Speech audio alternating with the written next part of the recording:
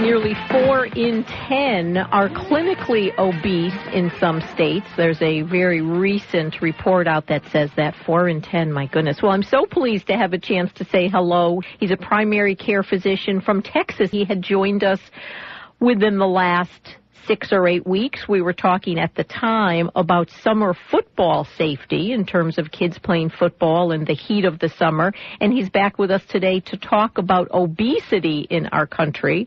I'm so pleased to have the chance to say hello again to Dr. Cory Rice. Hi, Doctor. Hi, Mary. Thanks so much for having me back. So 4 in 10 are clinically obese in some states. Oh, my goodness, Doctor. This CDC graph, these projections of the United States based on color coordination of people in the states that are obese, these have been out for a while. And it's funny, I give several lectures, and I lecture about this exact graph, and I tell people every day, I don't know if your listeners have actually seen the graph I'm referring to, but now in 2010, we're getting darker and darker colors, and that means that's really correlating to higher obesity rates in the state. And I tell people, look, you can wait till 2020 and we'll have the same discussion, but the entire map's going to be black. There's no color after black. So it's a real problem. And yes, we know it's not getting better, and let's talk about some of those factors in just a moment. The slimmest state, I understand, is Colorado, which is, I was delighted to hear that my 3 stepchildren live in Colorado. But even in the slimmest state, 21% of the people are unhealthily overweight. Every state now is kind of, that color is becoming more and more dark. It affects everybody, maybe not equally. We're all sort of eating from the same food supplies and making the same decisions, whether it's state to state. But it's primarily concentrated in the southern states, but I can assure you that the rest of the states and the rest of the map are going to catch up. So you are a primary care physician. Correct. In your practice, I know you do an awful lot of speaking, but in your practice, you probably advise your patients in terms of how to eat and what to do. Why in the world, and I'm not holding you responsible for this, doctor, at all, but why in the world do we as Americans, are we doing such a poor job of this? Because for the most part, people know what they should be doing. The information's out there. Yes, this is an excellent question. And my board certification is internal medicine, but my true passion's in lifestyle medicine and getting people to reverse, their chronic diseases through lifestyle choices, not through pills and not through surgeries. And so, what we talk about all day is why are we obese? And it is absolutely not, needing to limit the fats or going non-fat and things like that. That's sort of a big common misconception, I think, in the public, is that I need to do no fat or low fat. Fats are essential to life. What you really need to look at every day is the sugars. It is always the sugars. The sugars are what's fueling obesity. It's what's fueling inflammation. I know Dr. Oz talks a lot about inflammation inside the body, inside your cells, and that is what's fueling it, is all of the sugar that's in food. So you really have to be smart about reading labels. You need to cut out all refined sugars. Every now and then it's okay to have sweets, but if you can just cut out the sugars, you will see dramatic fat loss and you will see dramatic gains in your overall health. Until 2005, as you undoubtedly are aware, there were no states with a 30% or more obesity rate. Right. And so it obviously has been getting worse and worse and worse since then. It's a problem, too, that your listeners have to understand. It's not just adults. I mean, the kids, that's what breaks my heart as a physician, that these kids, we're seeing more and more adult diseases in children, whether that's fatty liver or diabetes or metabolic syndrome. I mean, you name it, and that's heartbreaking. These are our future, politicians, our future doctors, lawyers, teachers, public workers, and it just has to change. This is more of a global threat, to be honest with you, than anything. Bird flu, West Nile, global warming, I don't care. I mean, obesity has got to be getting under control. Well, even, Doctor, if we take it outside the individual case and look at the impact that it has on our healthcare system across the country, a heart disease that is going to be resulting from these overweight kids. And as physicians, we know that obesity is linked to shorter life expectancies. We know that it's linked to greater employee absenteeism from work. We know that it dramatically increases healthcare costs. And then when you carry that over into kids and how it affects kids, it's mind-boggling that this stuff's happening in kids. And, again, the solution to this issue is not at the bottom of a pill bottle. I mean, you have to take accountability for your own decisions and your own lifestyles. We're speaking with Dr. Cory Rice, who is a primary care physician down in Texas. It's his second visit with us in the past couple of months. And again, Doctor, thank you so much for spending some time and sharing some of your expertise with us.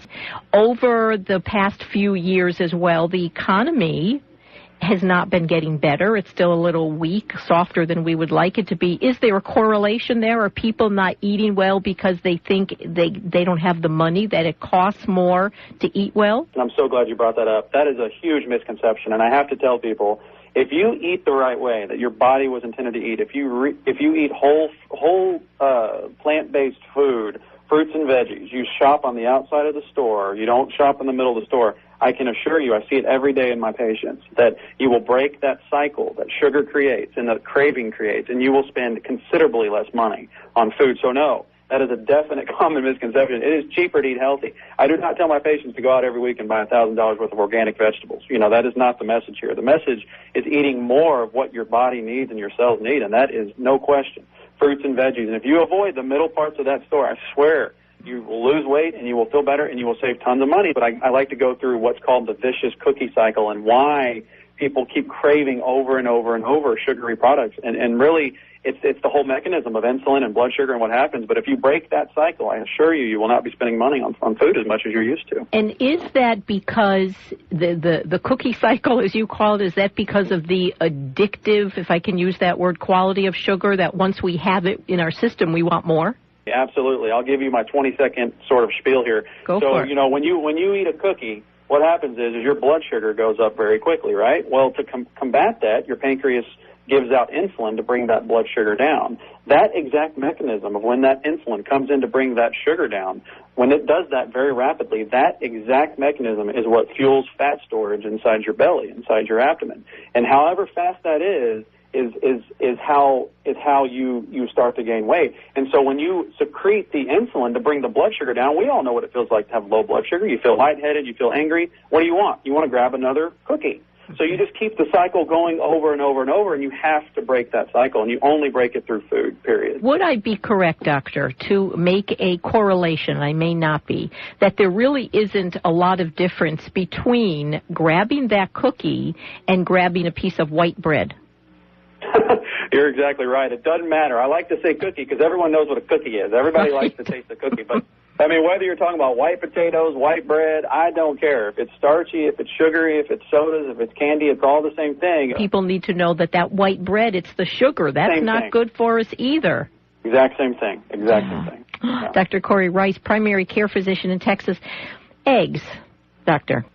Are you in favor of or not in favor of eggs? Another study that came out, there's always a medical study, doctor, saying that eggs are not good, eggs were good, then they're not good, and it can give a person a headache trying to figure this one out. By and large, eggs are an excellent source of protein, and that includes, not just the whites, but you can do the yolks. The cholesterol in the eggs for the yolks is not that bad for you. You do need, and this is another thing, low cholesterol, low fat, that is just complete. You need to have cholesterol inside we all took 5th grade biology, I hope, and we may not remember all this, but when you talk about biology, every single cell in your body is surrounded by a cholesterol membrane. You've got to have that for life. So, inside that cholesterol for the eggs, it's absolutely okay. Now, the egg source, that's the question. Where are the eggs coming from, and is it clean? Is it, that we won't get into today. But just eating an egg, no. If you're not allergic to eggs, then it's a great source of a lot of nutrients and protein for sure. I'm so glad to hear that because I enjoy having, and I have a neighbor who raises her own chickens, so they're fresh eggs. Oh, and excellent. I have a hard-boiled egg every day, like mid-morning or so. And so I'm awfully glad. Thank you for that response.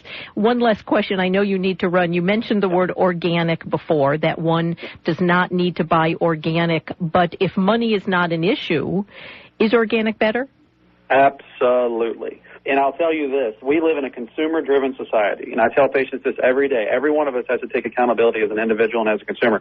If you buy more organic vegetables, it's all about the supply-demand curve. More and more people will go and buy that stuff, and the price will come down. If you don't buy the high sugary stuff in the middle of that supermarket, I guarantee you the price will go up, and the price of everything else that you're buying will go down. It's just we collectively have to do that together. But in the case where money is no option, absolutely. Eating organic every day is so incredibly healthy for your body. But most of my patients, certainly most patients in general, can't afford to eat that way all of the time. So, it's a good start to just start with fruits and veggies of any regard. Being in private practice as you are, having a medical practice, primary care physician in Texas, Dr. Cory Rice is our special guest today. I'm just curious, when you're working with patients, and I'm sure you have some who every year when you see them, hopefully. You tell them, you have to lose weight. And then you see them the next year, and they haven't lost weight. What do they say to you in terms of why? I mean, what reasons do they give to you?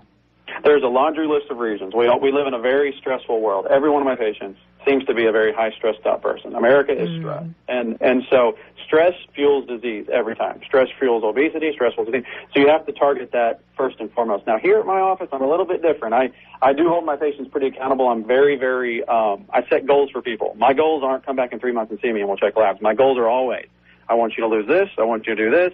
I work towards getting them off of their pills. I don't want my patients to be a slave to their medicines. I don't think that's good doctoring. So, you really have to set goals for them and hold them accountable. And really, we're their advocate. We're their friend. We're supporting them in this journey to health. And if you don't hold them accountable for that and just say, let me see you in a year and see what your weight's like, I mean, you really have to put them on a treatment plan for success. And if they don't like that, then they can go to another office. But typically, they do like that. They like a doctor that's willing to hold them accountable for that. So you just have to hold patients accountable. And most of them, 95% of them, will actually respond. Maybe not all the same, but they do respond pretty positively. Oh, I love that, doctor. You need to open up an office in Connecticut. That's what I'm thinking. I hear that a lot.